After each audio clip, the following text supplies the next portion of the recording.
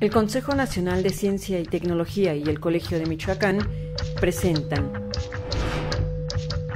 Pensando la nueva normalidad. Propuestas para mitigar los efectos de la pandemia en México.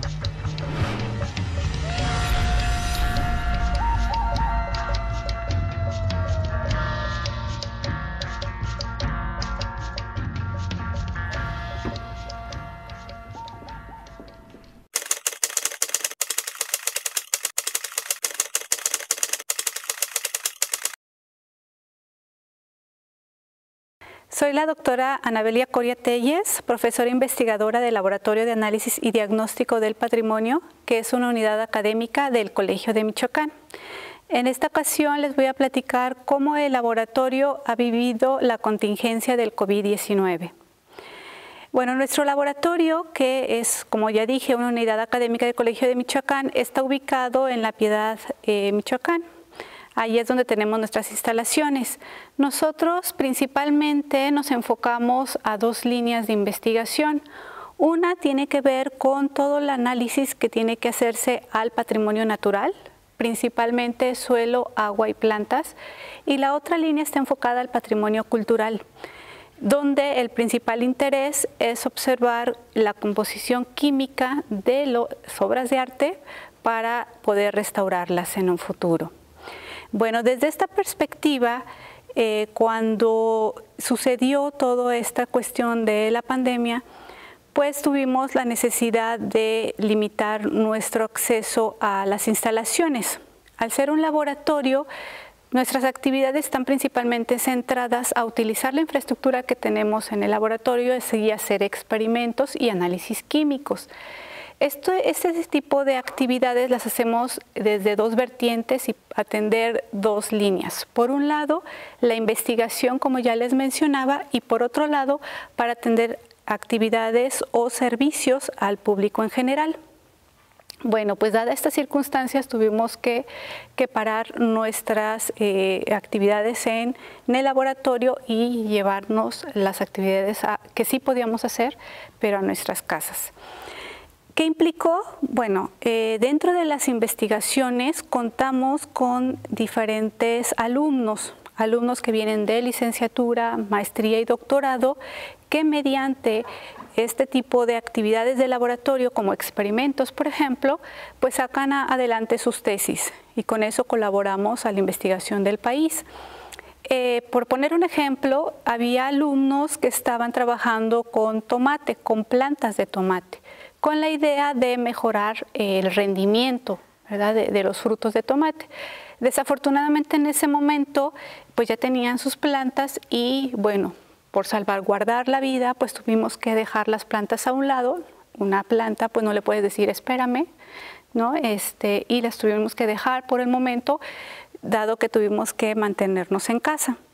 ¿Qué implica esto? Bueno, implica que hay que hacer un stop en esas investigaciones, que ahorita ya lleva 2 meses o un poquito más, y que hay que volver a retomarla. Y retomar implica pues volver a tener las plantas de tomate desde la semilla, ¿no? Porque es desde ahí donde se inicia.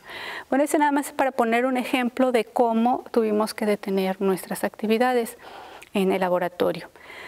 Por otro lado, en los servicios que damos al público en general, también tuvimos que tener una pequeña pausa, dada esta circunstancia. ¿Qué tipo de servicios ofrecemos? Principalmente para el agro, ¿no? En el agro hacemos análisis de suelo con el objeto de que tengan información de la fertilidad del mismo, análisis de plantas y del agua, que es usada precisamente para riego agrícola. Aunque esta actividad sí le pusimos pausa, aún así estamos en contacto con nuestros usuarios para que en su momento, si tienen alguna necesidad de este tipo, la podamos atender, ¿sí? Cabe señalar que no son los únicos servicios que nos piden. Durante esta temporada, pues sí hubo ciertos requerimientos por parte de la sociedad de saber si como laboratorio de diagnóstico hacíamos algún diagnóstico para el coronavirus. Y bueno, aunque nuestro laboratorio no se especializa en microbiología clínica, sí hemos manejado diferentes tipos de microorganismos y estamos asociados con él. Recordemos que el virus pues, es parte de esta gran gama de microorganismos.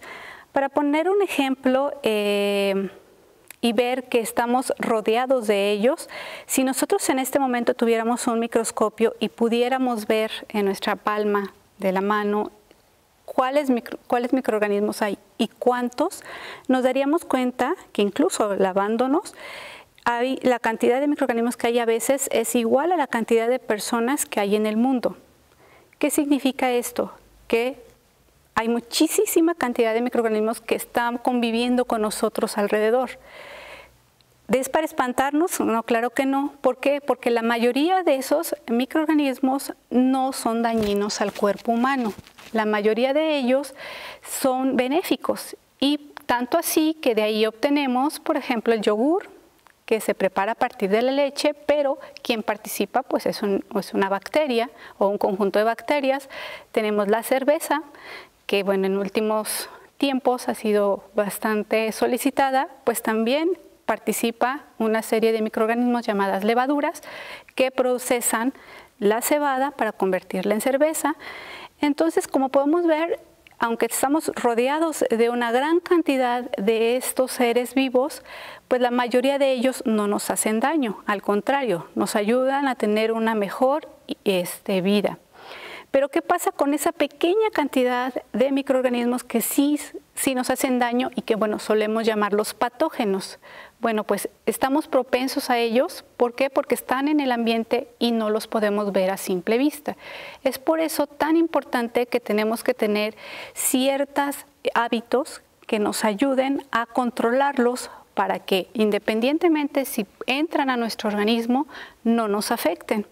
¿Cómo podemos controlar desde nuestro cuerpo que no nos afecten? Bueno, pues uno es la higiene, como bien decía. Una cosa es que estén presentes en todos lados, pero una cosa es la cantidad que pueden entrar y eso lo limitamos con la higiene. Si ya entran, ¿qué podemos hacer para fortalecer nuestro sistema inmunológico, que es el sistema que los combate? Bueno, pues para eso tenemos que tener unos buenos hábitos de alimentación.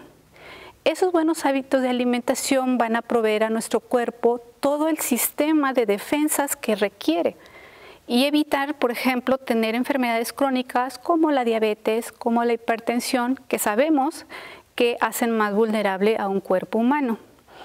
Y tercero, que también tenemos que tomar en cuenta para limitar que estos microorganismos nos dañen, pues es tener un ambiente sano, ¿sí? Y desafortunadamente lo que podemos observar es que cada día es un ambiente más contaminado, con menos presencia de árboles, de plantas, que son obviamente que nos proveen oxígeno y diferentes alimentos y demás. Entonces, ese es otro componente que también tenemos que tener en cuenta para mantener un ambiente sano y también nos apoye al sistema inmunológico a defenderse de estos microorganismos.